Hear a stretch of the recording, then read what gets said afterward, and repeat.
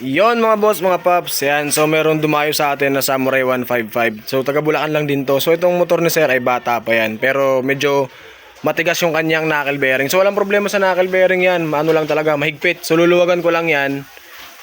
Wala akong babaguhin dyan, wala akong papalitan. Ano lang, luluwagan lang natin. So update ko kayo ganito magbaklas ng ano niyan, ng mukha ng Samurai. So ito baklas ko na kayo, no.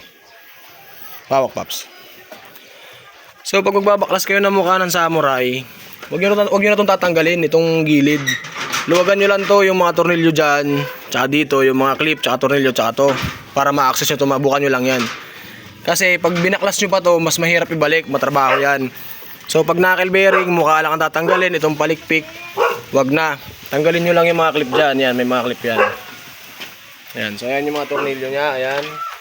So all goods na yan. Kanya lang magtanggal ng mukha ng Samurai. Wag nyo nang babaklasin to, itong ilalim.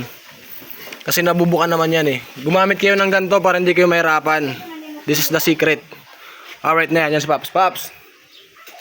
Yun.